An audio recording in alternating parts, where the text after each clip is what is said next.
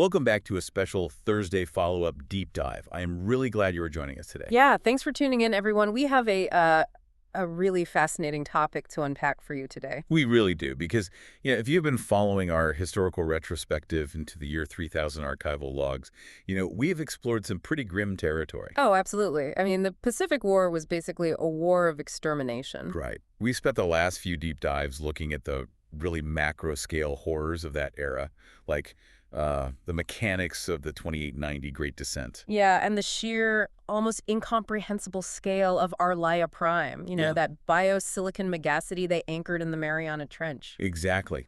Not to mention those brutal coastal processing pods that fueled the invaders' blood economies. Just heavy, heavy stuff. Truly horrifying logistics, yeah. But today, we are zooming all the way in. We are strictly focusing on Section 7th of the archival log. Ah, yes. The anomaly of Commander Maya Lin. Right. Our mission today is to unpack this one singular, highly isolated event in 2978 that just completely shattered the human alliance's understanding of their aquatic invaders. It is the ultimate subversion of expectations.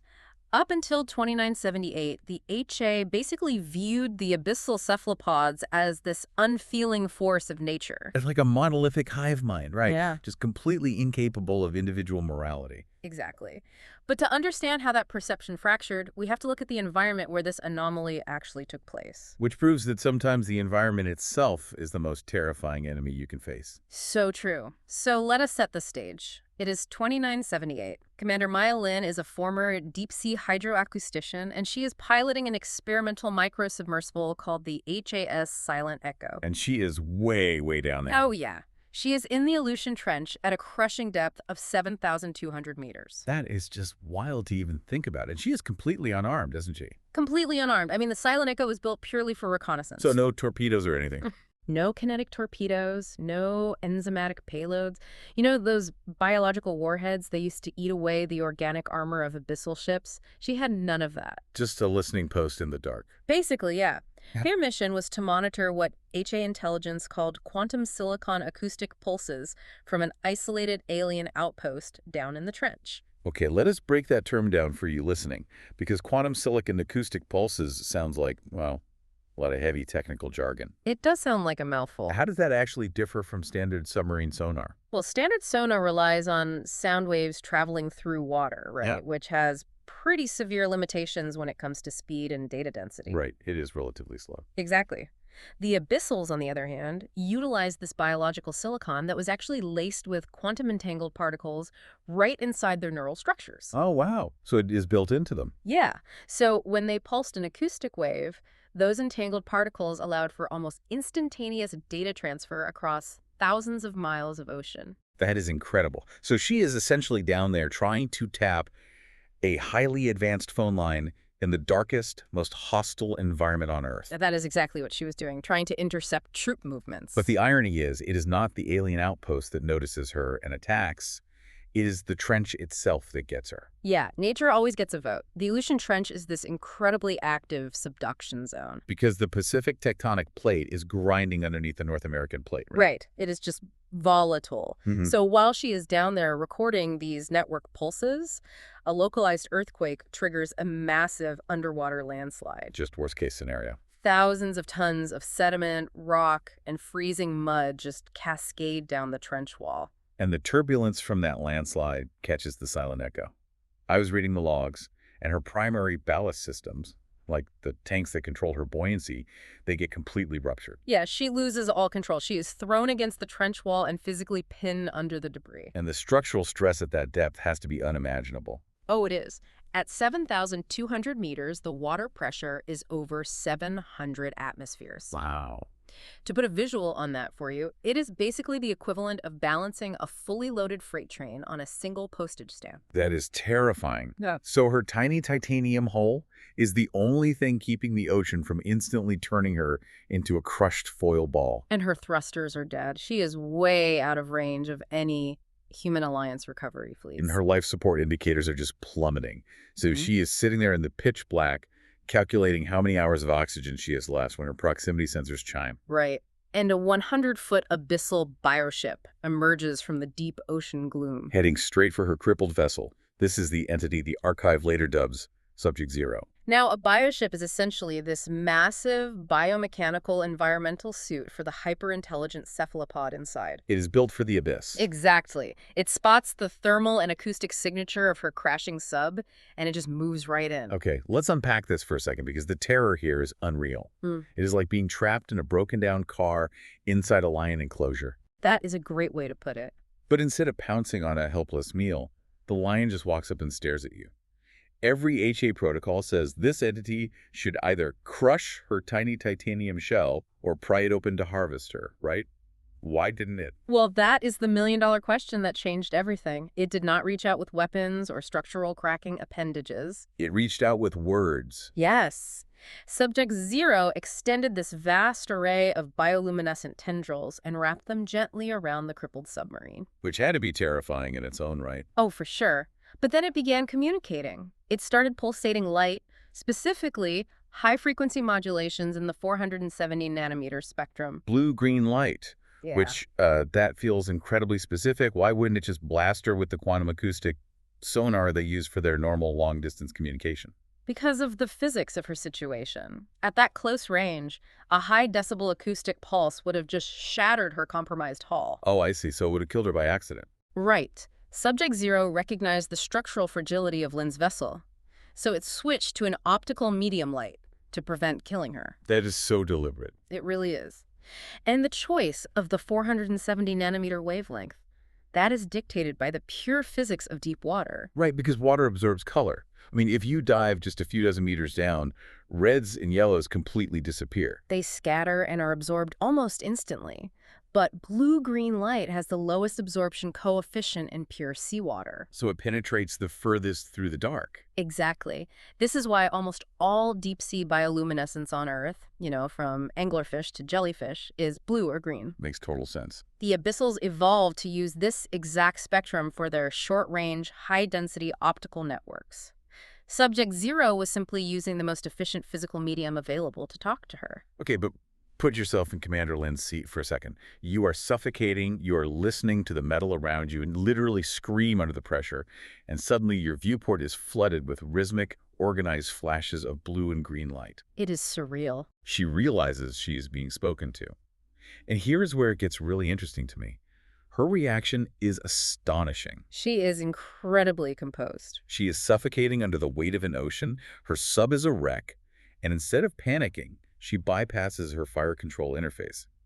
She goes into the raw wiring and manually reconfigures her exterior floodlights. Right, she basically jury-rigs a high-stakes, high-tech game of Simon Says. Exactly. She mirrors the alien's pulses back at it using her floodlights.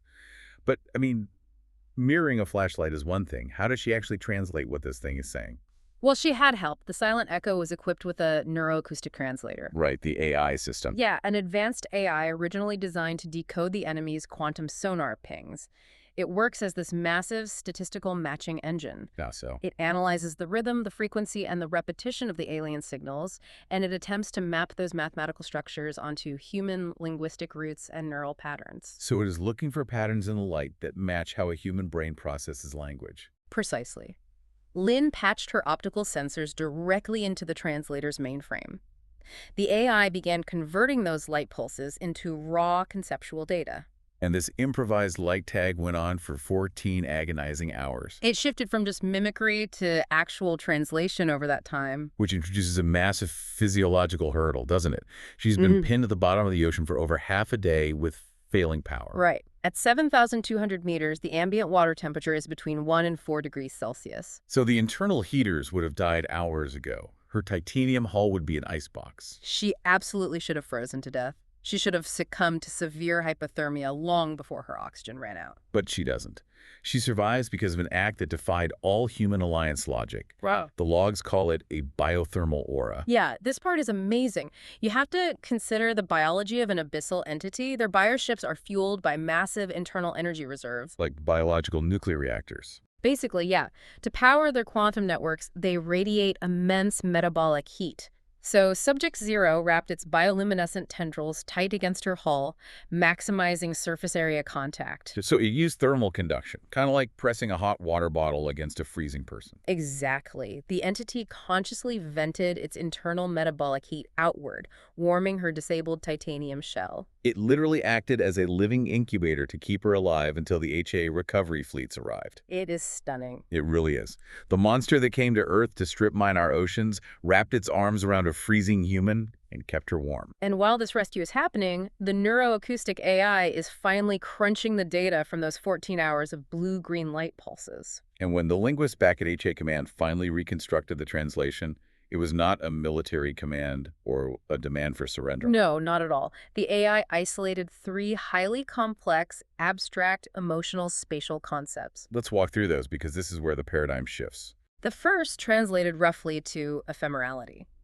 Subject Zero referred to humans as fragile walkers of the dry surface. Fragile walker. Yeah, it noted that our minds exist in, quote, thin air, entirely disconnected from the deep permanence of the ocean floor. It is clinical, Yeah. but there is this haunting poetry to it, you know? It views us as these delicate things living in a chaotic atmosphere. The second concept was regret. Wait, actual regret. Yes.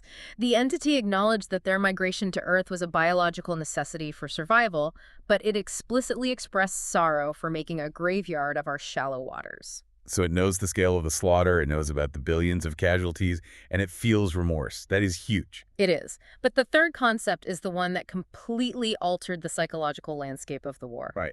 The AI translated the final concept as pity. Pity. The transmission read, "You fight with broken metal against the weight of 1,000 atmospheres. You cannot win, yet you burn so brightly before you break." I really want to focus on that word for you listening.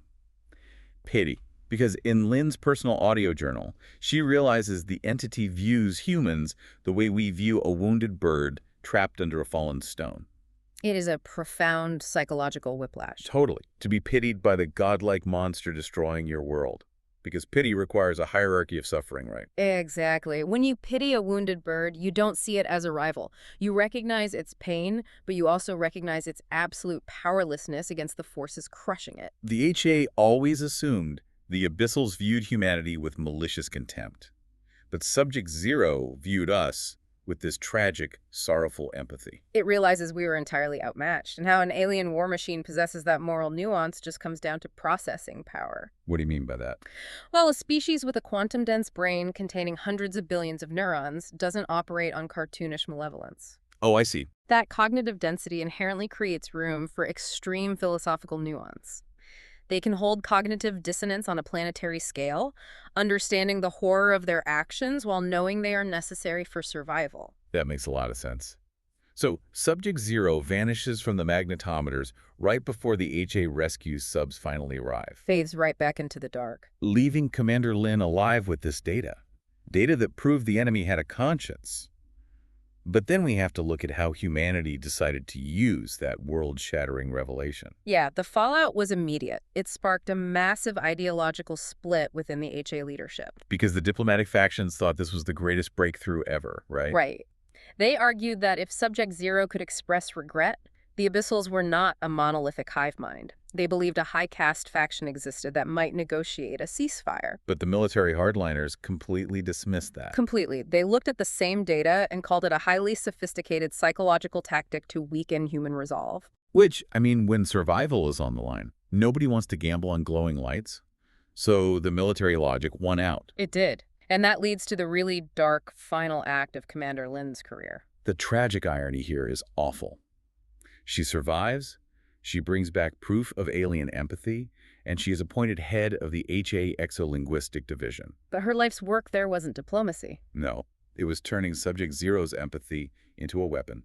The Exo-Linguistic Division realized that if this billion-neuron brain was complex enough to feel pity, its deep capacity for empathy was actually a vulnerability. Because a hyper-connected quantum mind struggles to compartmentalize trauma. Exactly. So Lin's team figured out how to inject high-density data packets directly into the quantum silicon acoustic networks. But they didn't send military viruses? No. they broadcasted human suffering. Just raw sensory data streams of human history, culture, and the unimaginable collective grief of the invasion. It was a psychological barrage to trigger existential doubt among the invading fleet.